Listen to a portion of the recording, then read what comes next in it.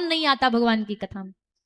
सब पधारते हैं। नामदेव आते हैं, तुकाराम आते हैं, मीराबाई सा आती हैं, सूरदास आते हैं, सब आते हैं कथा में। अदृश्य श्रोता बहुत हैं इस कथा में, दृश्यमान तो आप ही गिने चुने हो। अदृश्य जो होते हैं भगवान की कथा में वो अनगिनत श्रोता होते हैं। इसलिए सत्संग नो रस चाख प्राणी, सत्संग नो रस चाख। सत्संग की महिमा, भागवत की महिमा श्री व्यास जी के द्वारा वर्णन की गई। भगवान को नर नारायण स्वरूप को प्रणाम किया गया। आगे श्री व्यास जी के विषाद को नारद जी ने दूर किया। कैसे दूर किया? व्यास जी एक बार अपने आश्रम में विराजमान थे, नारद जी का आगमन हुआ, देखा सब उदासी है। साधु का ये लक्षण होता है, वो जहां जाता है वहां की उदासी दूर कर देता है। तो नारद जी ने आके व्यास जी से पूछा, व्यास जी क्या बात है, आप भी उदास लग रहे हैं, आपकी चिंता का कारण क्या? अच्छा देखो, गृहस्थी उदास हो, चिंता में हो तो समझ आता है, संसारी को कौन सी चिंता रहती है? संसार की भुतेरी चिंता, भैया पानी का बिल भरना है, बिजली का बिल भरना, बच्चों का ट्यूशन फीस भरना है, अब ये नहीं हो रहा, बैटरी खत्म हो गई है, अब दूध वाले का बिल देना है, तो भुतेरी दुनिया की चिंता। व्यास जी आपको तो क्या क्या ही चिंता, किस बात की चिंता है? तो व्यास जी ने कहा, साधु को अपनी चिंता नहीं रहती, उसको जगत कल्याण की चिंता रहती। जगत का कल्याण कैसे? तो बोले उसके लिए तो आपने इतने सारे पुराण लिख डाले, कल्याण तो होना ही होना। बोले वो तो ठीक है, पर इतने पुराण लिख करके भी अभी मेरा खुद का ही हृदय पूरी तरीके से संतुष्ट नहीं हो रहा। और जब लेखन करने वाले का अपनी लेखनी से मन संतुष्ट ना हुआ हो तो पढ़ने वाले का कैसे हो जाएगा? गायन करने वाले का अपने गायन से खुद ही संतुष्ट ना हुआ तो सुनने वाला कैसे हो जाएगा? नर्तन करने वाले अगर खुद ही अपने नर्तन से संतुष्ट ना हो तो देखने वाला कैसे हो जाएगा? व्यास जी ने कहा भी हम खुद ही संतुष्ट नहीं है। नारद जी कहते हम बताएं आपकी असंतुष्टि का कारण? बोले बताइए। देखिए कई मार्ग हैं, एक मार्ग होता है ज्ञान मार्ग, एक कर्म मार्ग, एक होता है भक्ति मार्ग। आपने सब मार्गों का वर्णन किया, योग मार्ग, ज्ञान मार्ग, पर आपने भक्ति मार्ग का वर्णन नहीं किया।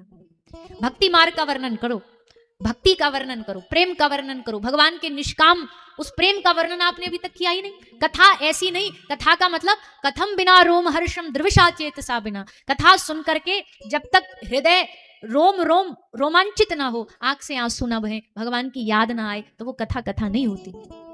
इसलिए ऐसी कोई कथा लिखो जिससे सुन के व्यक्ति का हृदय प्रेम में डूब जाए।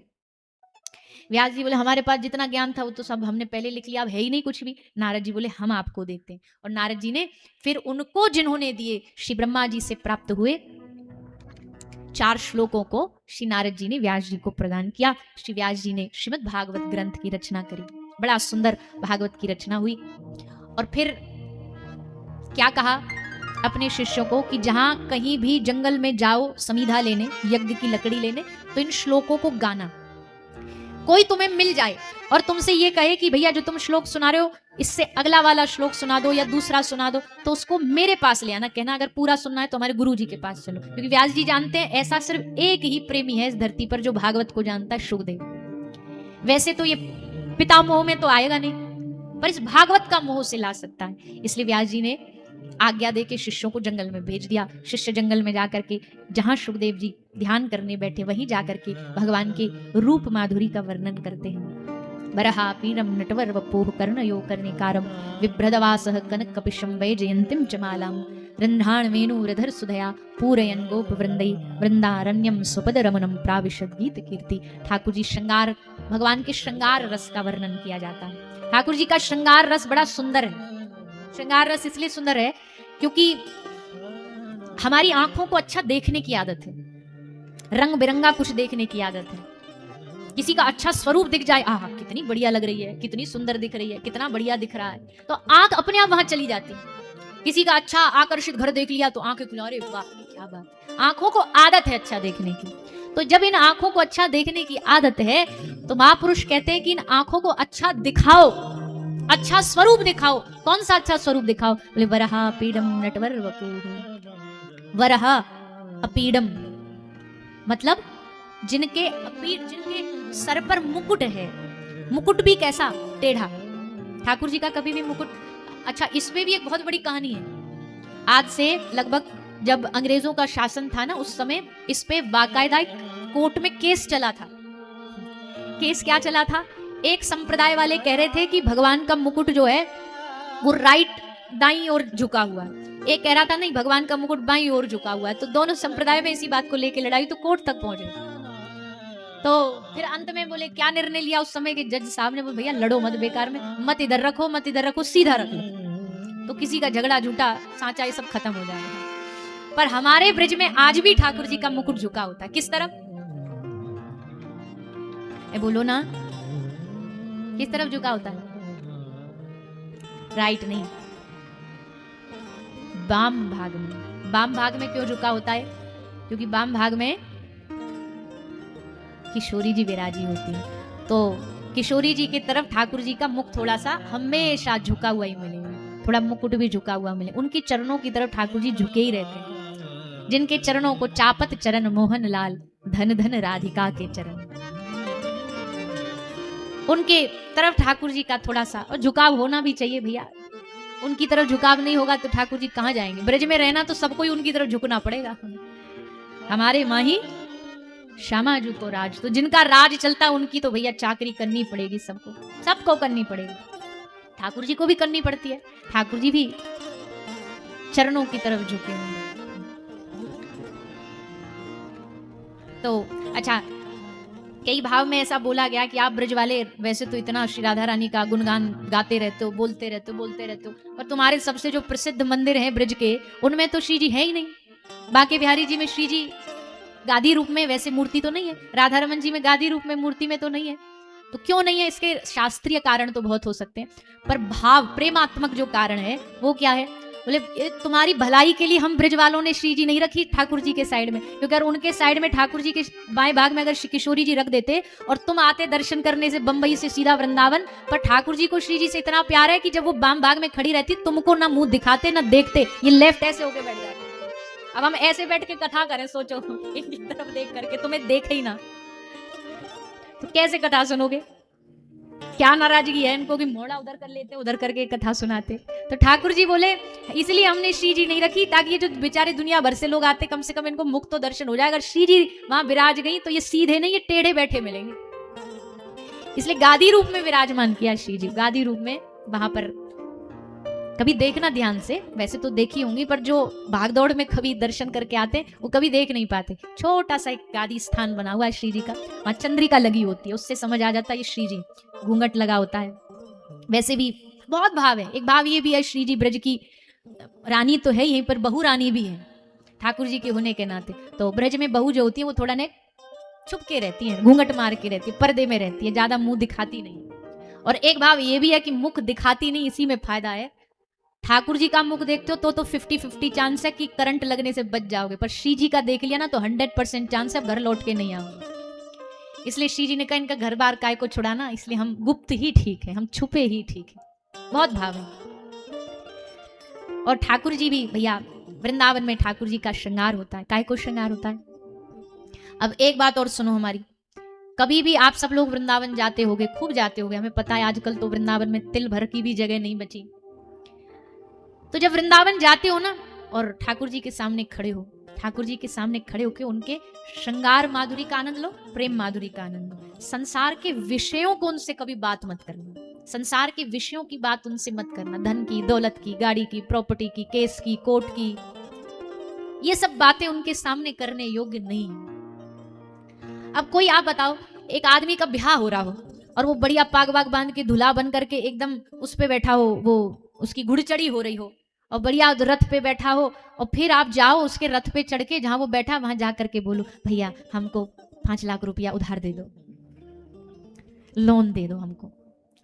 वो बोलेगा तुम्हारी बुद्धि ठीक है, हम बढ़िया सज धज के यहाँ बैठे ब्याहने जा रहे हैं, तुमको लोन की पड़ी है, तुमको झंझटों की पड़ी है, ब्याह है, हम भी खुश हो, तुम भी नाचो हम भी नाचे। वैसे हमारे ठाकुर जी ब्रज में 24 घंटे उत्सव में डूबे रहते हैं।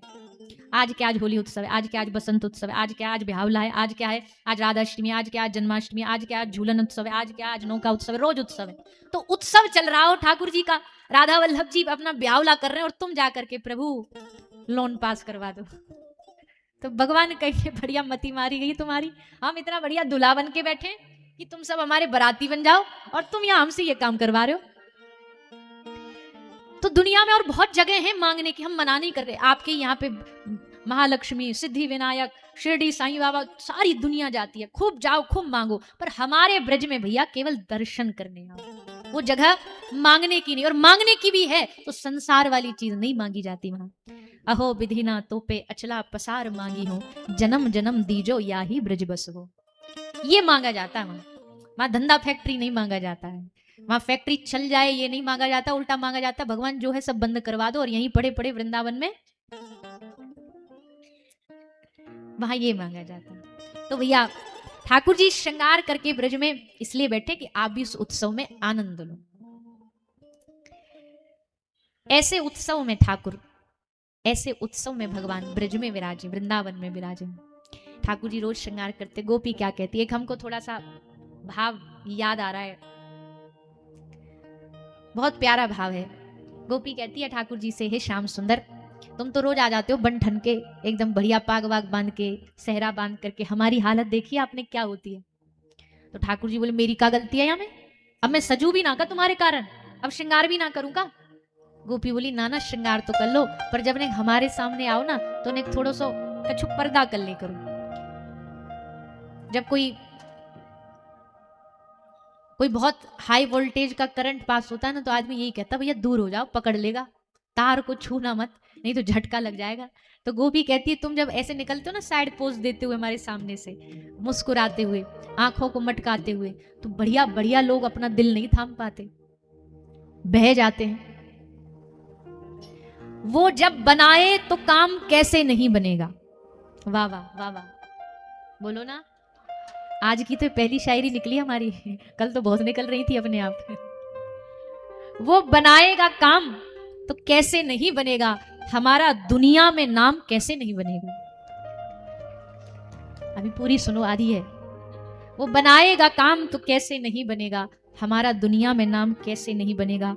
तुम्हारी आंखों को देखकर मैं ये सोचता हूं कि कोई इनका गुलाम कैसे नहीं बनेगा, कोई इनका गुलाम कैसे नहीं बनेगा। इन नेत्रों को देख करके कोई इनका कैसे नहीं हो जाएगा। तो गोपी क्या कह रही है, गाइए सभी भाव से। ने छुप के आया करो, ने अपने रूप को छुपा के आया करो। ओरे कान्हा तू आना चूनर डाल के रे, नजर तो है लग जाएगी, नजर तो है लग जाएगी रे, नजर तो है लग जाएगी, नजर तो है लग जाएगी रे, नजर तो है लग जाएगी। ओरे कान्हा तू आना चूनर डाल के रे, नजर तो है लग जाएगी। ओरे कान्हा तू आना चूनर डाल के, नजर तो है लग जाएगी। ओरे कान्हा तू आना चूनर डाल के रे, नजर तो है लग जाएगी। ओरे कान्हा तू आना चूनर डाल के रे, नजर तो है लग जाएगी। नजर तो है लग जाएगी रे, नजर तो है लग जाएगी, नजर तो है लग जाएगी रे, नजर तो है लग जाएगी।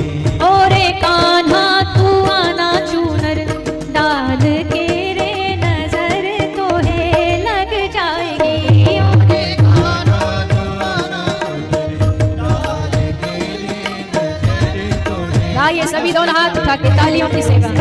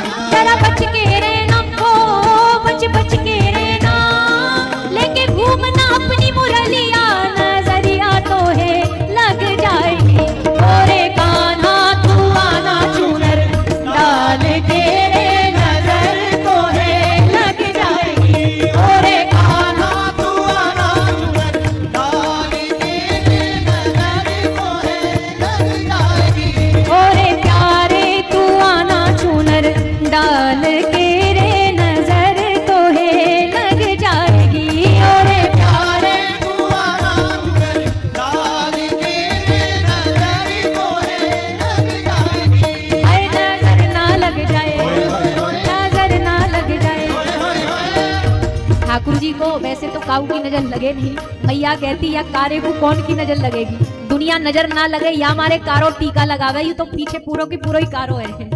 पर फिर भी भक्त कह रहा है कि हमारी भावनाएं, हमारा ये नजर ना लग जाए, नजर ना लग जाए। ओ बाकी बिहारी गजरा रे मोटे मोटे तेरे ने, नजर ना लग जाए, नजर ना लग जाए, नजर ना लग जाए, नजर ना लग जाए।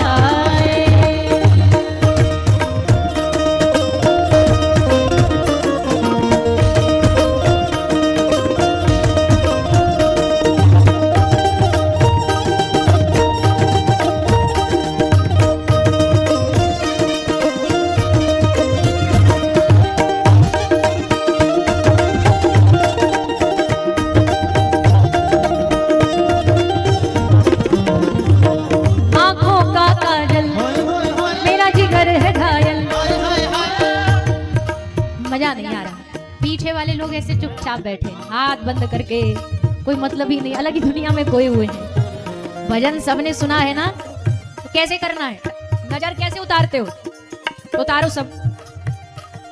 आंखों का काजल मेरा जिगर है घायल, तेरे प्यार में पागल।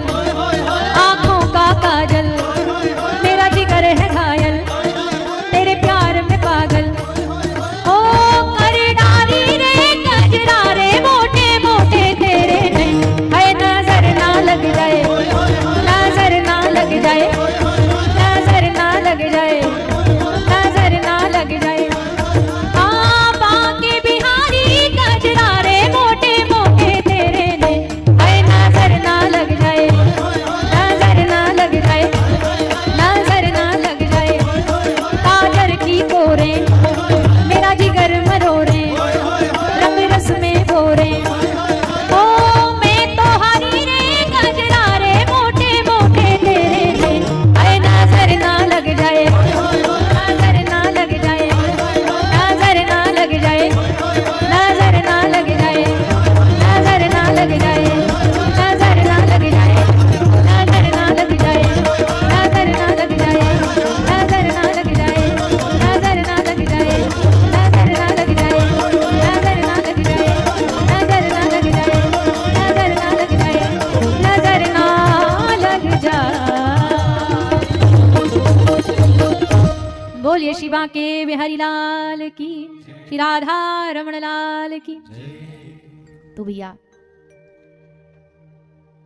गोपी कह रही है, सखी कह रही है ठाकुर जी से कि लालजू जब तुम आओ तो ने थोड़ो सो अपने आप को छुपा के ढक के दबा के आए करो, पतो ना हमारी नजर लग जाए। तो भगवान के श्रृंगार रस का वर्णन भागवत जी में खूब किया गया है। भागवत का 10वां स्कंद तो पूरा की पूरा ठाकुर जी के श्रृंगार रस की ही कथा है, पूरा श्रृंगार रस ही है भागवत जी में। तो सुखदेव जी को भगवान के स्वरूप का वर्णन सुनाया, शिष्यों ने स्वभाव का वर्णन सुनाया, सुखदेव जी लौट आए, वही प्रश्न किया कि ये पूरा जो और भी श्लोक है वो सुनाओ। तो कहा हमारे गुरु जी के पास चलो। तो सुखदेव जी व्यास जी के पास आए। व्यास जी ने श्रीमद् भागवत कथा सुखदेव जी को 18,000 श्लोक की भागवत कथा सौंपी, प्रदान करी। सुखदेव जी महाराज की कृपा से यही भागवत रस जगत में प्रचारित प्रसारित हुआ। कैसे हुआ तो श्री सूत जी महाराज सुनाते हैं। एक ऐसी गाथा है जो देखा जाए तो असंभव को भी संभव करने वाली कथा है, भगवान के समर्पण की कथा है। बहुत सारी शिक्षा महाभारत देती है, किस प्रकार एक जीवन की क्रिया, एक जीवन के शब्द हमारा पूरा जीवन बदल डालते हैं, पूरा इतिहास बदल डालते हैं। द्रौपदी के वो कहे गए शब्द पूरा इतिहास बदल दिया। खैर होइए वहीं जो राम रचि राखा, कोई ना कोई उसका कारण बनता है। खूब सारे कारण महाभारत के रहे और अंत में ये भी कहा कि भगवान की भी स्वयं की इच्छा थी युद्ध हो, क्योंकि अगर प्रभु ना चाहे तो भला किस में ताकत है कि वो उनकी इच्छा के विरुद्ध कुछ कर सके। महाभारत युद्ध तो है पर गलत युद्ध नहीं है। देखो हिंसा और न्याय युद्ध में बड़ा फर्क होता है। कितनी बार भगवान राम ने रावण को समझाया, नहीं समझा, तो अंत में फिर भगवान को भी युद्ध करना पड़ा। संसार में ऐसी बड़ी परिस्थितियां होती है जीवन में जहां धर्म युद्ध लड़ना पड़ता है, और वो धर्म युद्ध गलत नहीं है, वो न्याय युद्ध गलत नहीं है।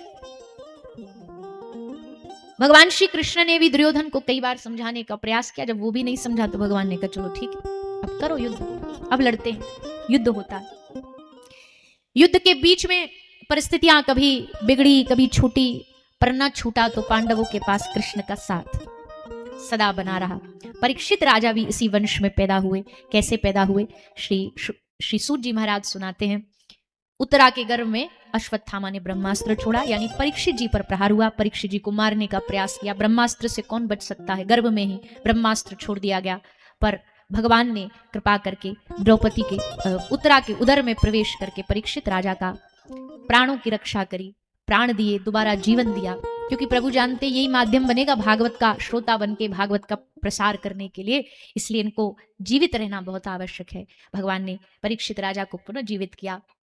भगवान का भागवत जी में कुंती माता की स्तुति सुनाई गई है। श्री कुंती माता किस प्रकार आके निवेदन करती है भगवान से, और संसार हमेशा जीवन में बहुत बड़ी बड़ी मांग हम भगवान से करते हैं, पर माता कुंती ने मांगा, विपदः सन्तु न शश्वत् तत्र तत्र जगद्गुरु भवतो अदर्शनम यशात् अपुनर्भव दर्शनम। कुंती माता भगवान से दुख विपत्ति पीड़ा मांगती हैं, क्योंकि पूरा महाभारत के एक एक पात्र इस बात से भली भांति परिचित है कि जीवन में विपत्ति आने का मतलब ही इतना ही होता है कि भगवान चाह रहे हैं तू मुझे याद कर, तू मेरा स्मरण कर, मेरी याद कर। क्योंकि जब जीवन में भगवान बहुत ज्यादा सुख देते, सुख अकेला नहीं आता, सुख अभिमान को साथ लेकर के आता, और अभिमान आने से कभी भगवान नहीं आते। दुख क्या करता? दुख अभिमान को तोड़ देता। आप बहुत अभिमान में फूले फिर रहे हो, और फिर जीवन में अचानक से ऐसी ठोकर आ जाए, दुख आ जाए, तो सबरा घमंड, सबरा अभिमान चकनाचूर हो जाता है। इसलिए भगवान आना चाहते हैं हमारे जीवन में, इसलिए भगवान किसी ना किसी रूप में पीड़ा, दुख, तकलीफ दे करके अपनी याद दिलाने का प्रयास करते हैं। इसलिए माता कुंती भगवान से दुख की मांग करती हैं, भगवान बड़े प्रसन्न होते हैं माता कुंती का ये मांग सुन करके। वाह माता, तुमने अद्भुत मांग करी, जो भैया बड़ा साहस चाहिए भगवान से ये मांगने के लिए, बड़ा चौड़ी छाती चाहिए भगवान से दुख मांगने के लिए, क्योंकि संसार में सबको आशा रहती है भगवान सब जीवन में बढ़िया चलता रहे। संतों से भी कहेंगे महाराज जी बस सब अच्छा अच्छा चलता रहे, सब अच्छा हो, बाल बच्चे बढ़िया चले, घर बढ़िया चले, काम धंधा बढ़िया चले। कौन मांगता है कि हमारा काम बिगड़ जाए? दुख का मतलब तो यही है ना, कैसे आएगा दुख? माता कुंती ने ऐसा अद्भुत साहस किया, भगवान बड़े प्रसन्न हुए। भगवान ने कहा वाह माता, पर ये पूरे की पूरे पांडव वंश में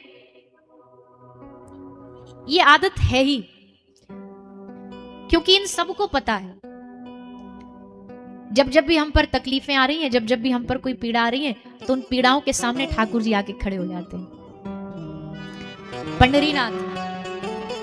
पंडरीनाथ भगवान कैसे खड़े हैं? पंढरपुर में दोनों कमर पे हाथ रख के ऐसे एकदम सामने पंडरीनाथ भगवान खड़े होते। इसका मतलब क्या होता है? इसका मतलब है कि जब भी जीवन में कष्ट आता है ना, तो ठाकुर जी भक्त को पीछे खड़ा कर लेते, बोले आजा तू मेरे पीछे खड़ा हो जा, और भगवान ऐसे ऐंठ करके खड़े हो जाते परिस्थितियों के सामने और कहते आ छू करके दिखा, हम खड़े हैं सामने, हम सुरक्षा कवच बन करके इसकी रक्षा कर रहे हैं, तू क्या बिगाड़ लेगी? परिस्थितियों में इतनी ताकत कहाँ है कि भगवान को हरा सके या भगवान के भक्त को हरा सके? जितनी भी परिस्थितियां बिगड़ी महाभारत में, हर परिस्थिति के सामने ठाकुर जी खड़े रहे।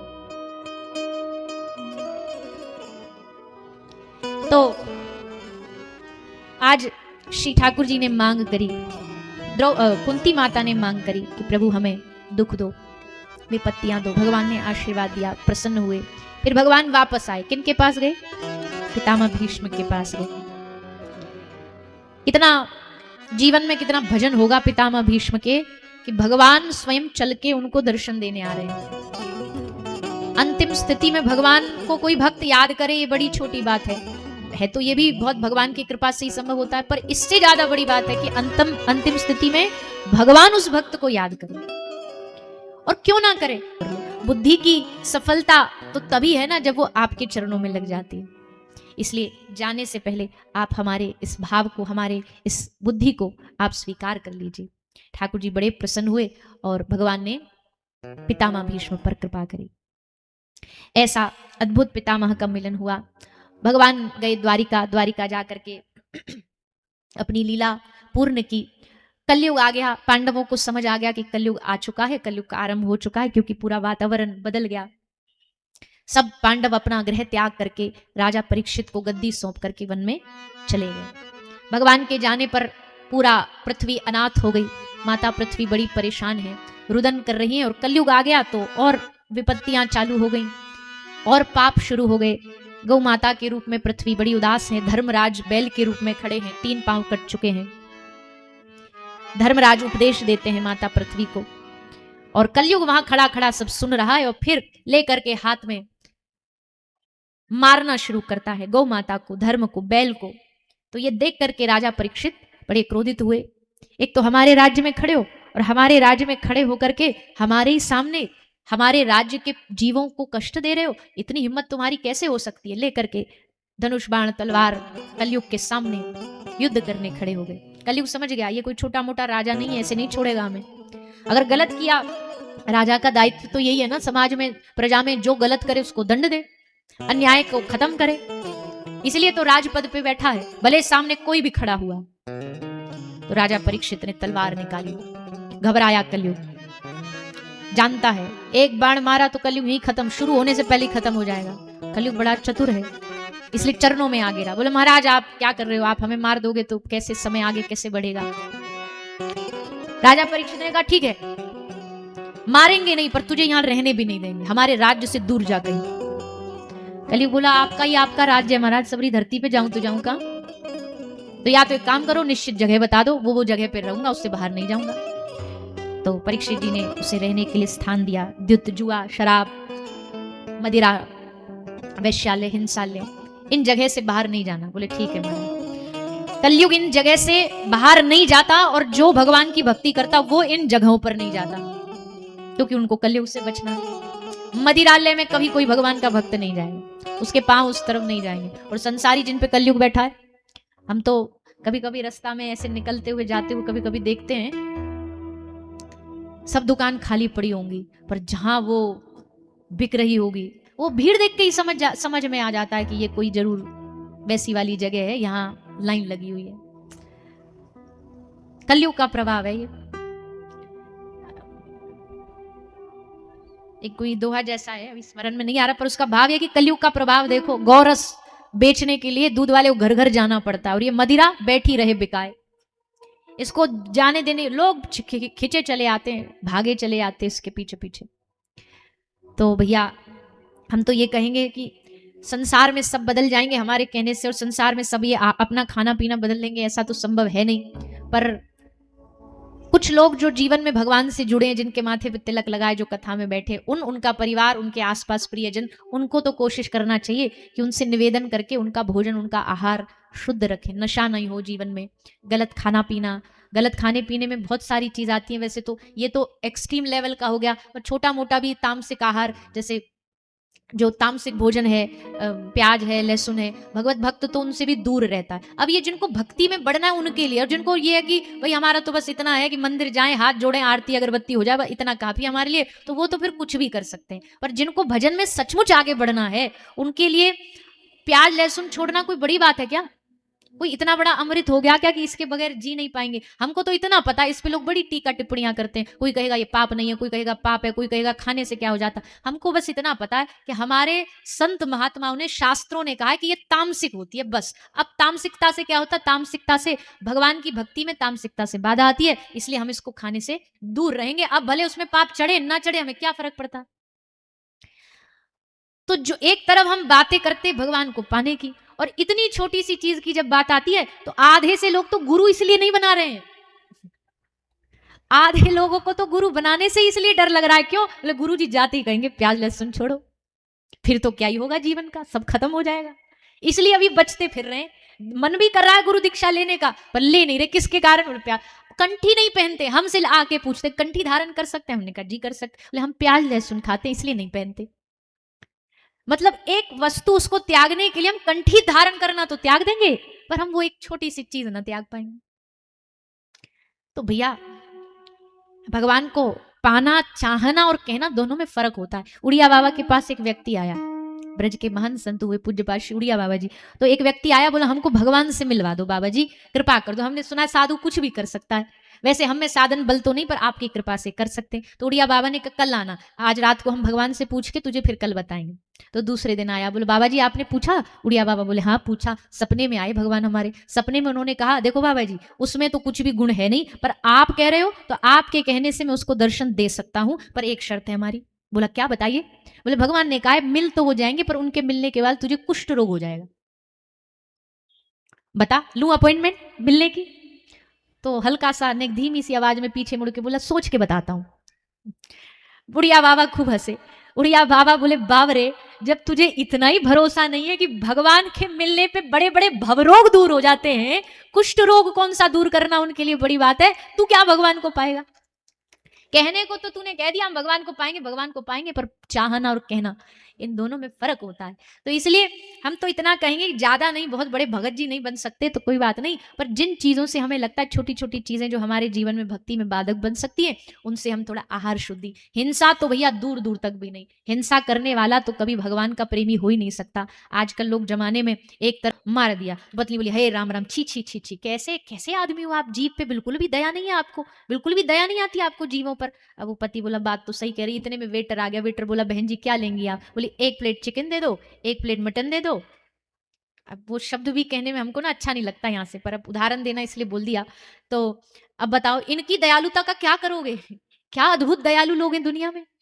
एक तरफ तो बड़े पशु प्रेमी बनेंगे, डॉग लवर कैट लवर बनेंगे, और वही जाकर के मार्केट में मजेदार मैगडी में। तो भैया ये वो सींग जैसी नहीं होनी चाहिए दया की यहाँ गायब हो गई फिर निकल आई, ऐसी नहीं। दया तो दया होती है, सब पर दया होनी चाहिए, सब पर दया भाव रखना चाहिए। तो श्री परीक्षित राजा ने कलयुग को अपने से दूर भगाया। दूर भगाया मतलब 4 जगह दी। पुनश्च आचमान आय जात रूप मदात प्रभु। बड़ा चतुर है कलयुग, सोचा कैसे डेरा डमाऊं, अपना झांसा कैसे फैलाऊं। राजा तो ना तो शराब पीता है, ना हिंसा करता है, ना वैश्यावृत्ति करता है, ना जुआ खेलता है। तो जब राजा में ये चारों ही दुर्गुण नहीं है, तो इस राजा को कैसे फंसाऊंगा? राजा को फंसाना जरूरी है, क्योंकि राजा जैसा होगा वैसी प्रजा भी होगी। तो फिर पूछा महाराज आपने ये कोई जगह दी है रहने की? ऐसी बेकार बेकार जगह दे दी, सब कोई जाएगा भी नहीं।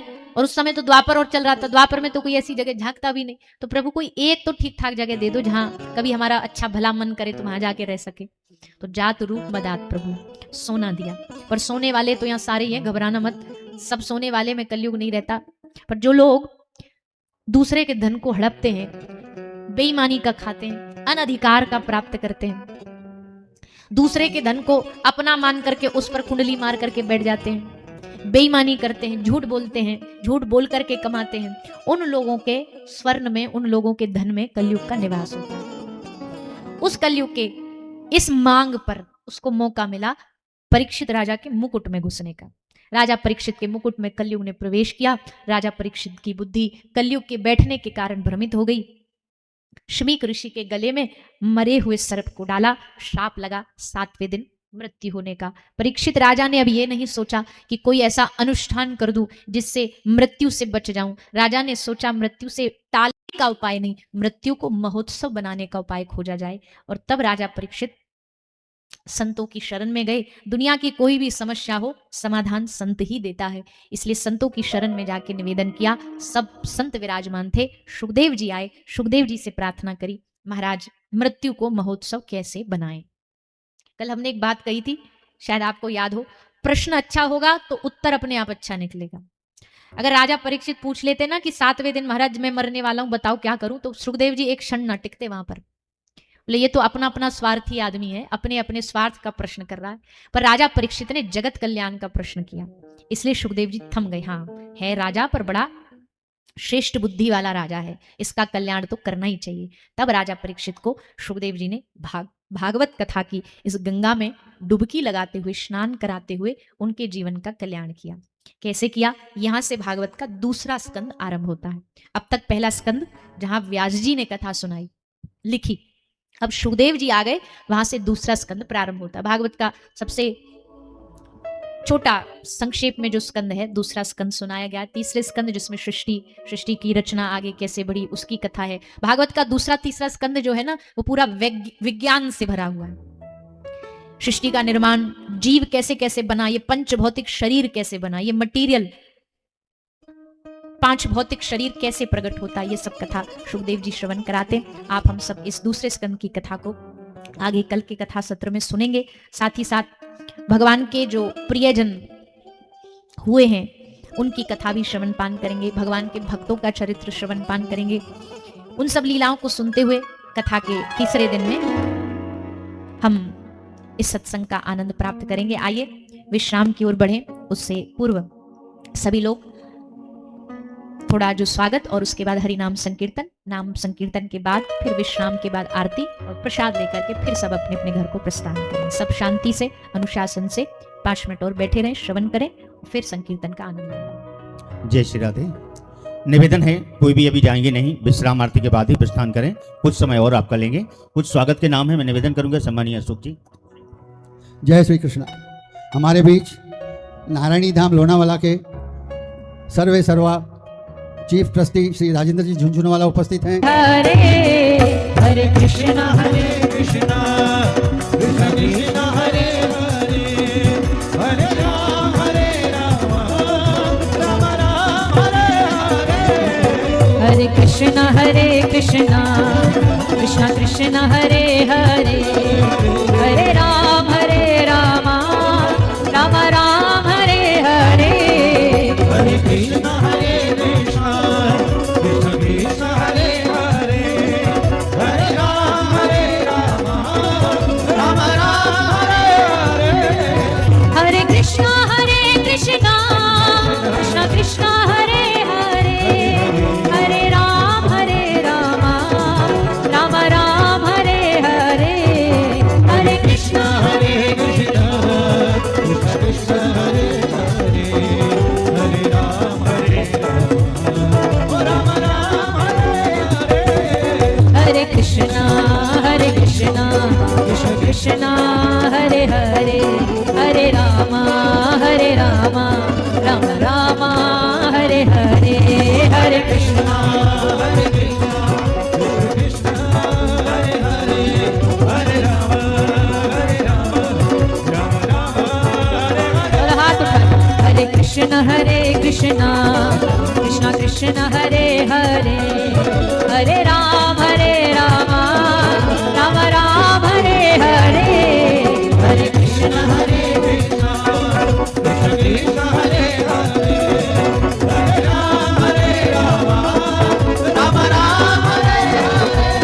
राम हरे हरे हरे कृष्ण कृष्ण कृष्ण हरे हरे हरे राम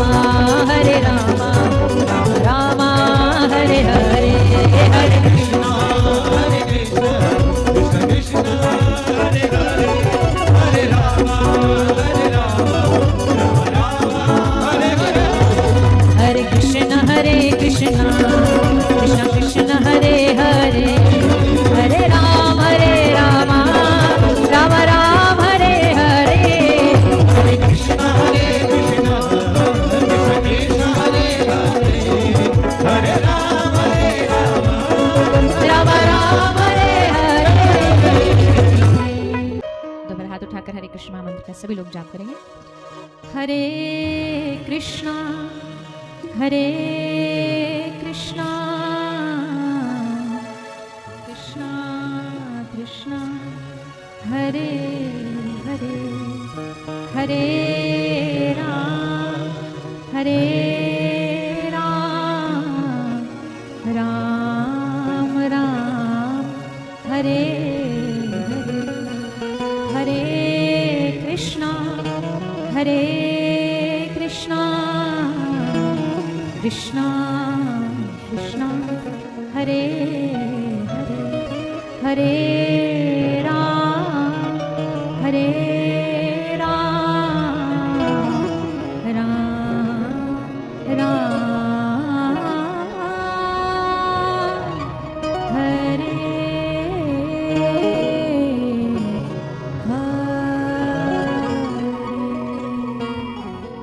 बोलिए श्री वृंदावन बिहारी लाल की, राधा रानी सरकार की, श्रीमद् भागवत महापुराण की, गौ माता की, सत्य सनातन धर्म की।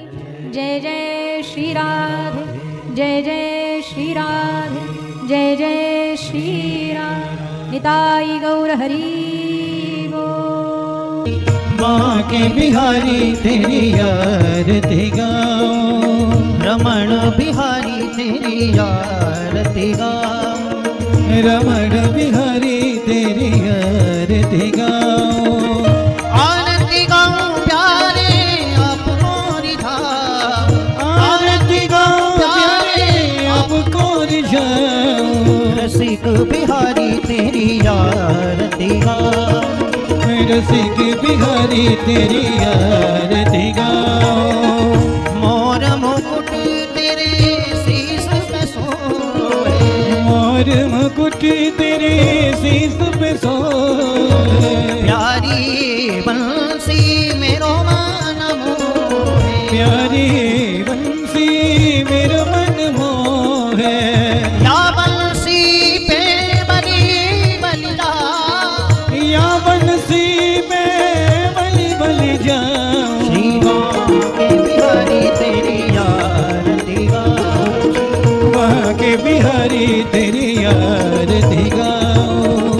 चरणों से निकली गंगा प्यारी, चरणों से निकली गंगा प्यारी। जिसने सारी दुनिया तारी, जिसने सारी दुनिया तारी। उन चरणों में शीश झुका, उन चरणों में शीश झुकाओ। श्री माँ के बिहारी तेरी आरती गाओ, माँ के बिहारी तेरी आरती गाओ। दास अनाथ के नाथ आप, दास अनाथ के नाथ आप। सुख दुख जीवन प्यारे साथ आप, सुख दुख जीवन प्यारे साथ आप। हरि चरणों में शीश झुकाओ, हर चरणों में शीश झुकाओ। श्री माँ के बिहारी तेरी आरती गाओ, माँ के बिहारी तेरी आरती गाओ। श्री हरिदास के प्यारे तुम हो, श्री हरिदास के प्यारे तुम हो।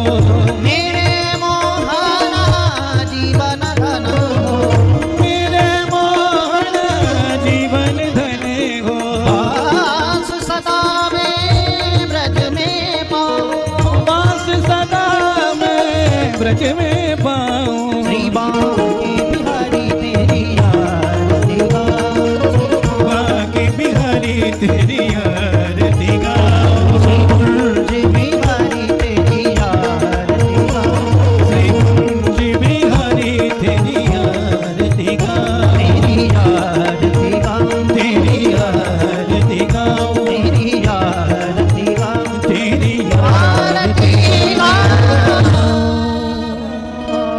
ओम कर्तो निराजनं वस्पादिबन्धनम् आरोग्यार्थे आत्मादिबन्धनम्